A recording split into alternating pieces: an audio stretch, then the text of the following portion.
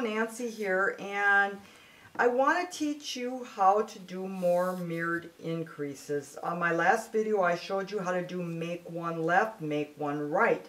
And there's another way of doing it, and I want to show you both ways so that you have a choice of which you prefer. So same thing applies. Do not do it on your selvage stitches. Keep them free and clear so they look nice and they are always ready to be seamed if you are making anything like a sweater that needs a seam. So you always want to keep them here. Alright, the other increase I showed you, the make one, was done using the running thread, which is that yarn that runs between the stitches. This one is done a little differently. This is done using half of the loop from the stitch below. So I knit in a few. Okay. It almost looks like you're knitting into the stitch below, but you are not. What you need to do is go into that stitch. Now, if you feel more comfortable, you can pull it up and put it on your needle, but you really don't have to do that. What I'm going to do is I'm going to take this stitch, which is directly below the one that's on the needle. Okay, you're here with the one on the needle. This one is directly below. I'm going to take my needle and I'm going to enter that stitch on the top of its little dome. Okay, you see how I'm going in here? I'll flip it over so you can see. Or, again, you can put it up here if that makes you more comfortable. All you need to do at this point is bring your working yarn through that new little stitch, then the stitch that's next to it on your needle, off. And that is the same thing. That is a right leaning increase. You can see it lean off to the side. Okay, so we're going to go along. And some people ask me, do you do several increases in one row? No, you do not. It would be maximum 2. It'd be one at the end of the row and one at the beginning, but not multiple. Okay, we're going to do it again. Only this one I'm going to bring up and show you. I'm going to take this loop up right here. See how I'm going, just grabbing it from behind, and I'm bringing it up onto the left needle, okay?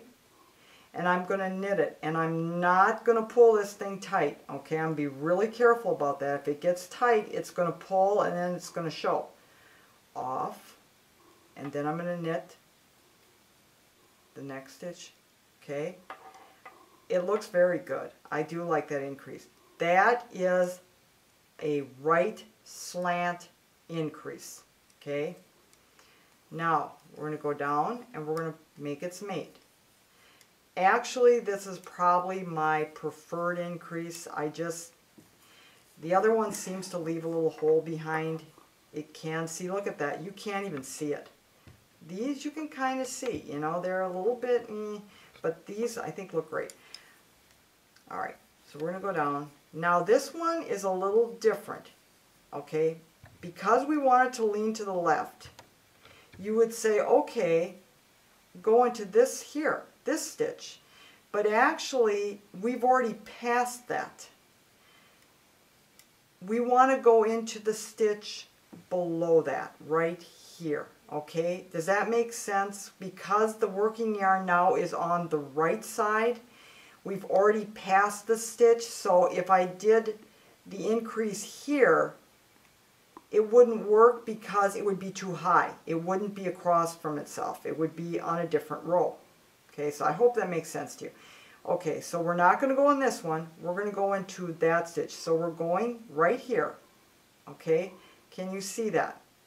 We're going right here. Now again, you can plop it up on your needle if you wish, or you can just knit that stitch.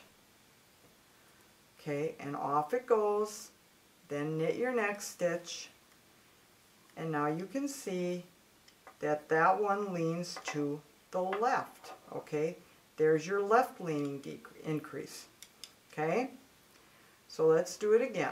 We're going to go and knit one. Okay, we're going to go down here because we want to go below the one we just did. We want to keep it even with the one that's mated on this side. Okay. And then we just want to go in and knit that stitch. Okay?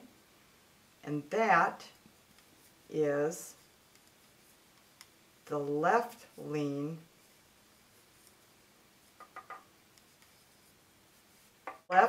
leaning increase.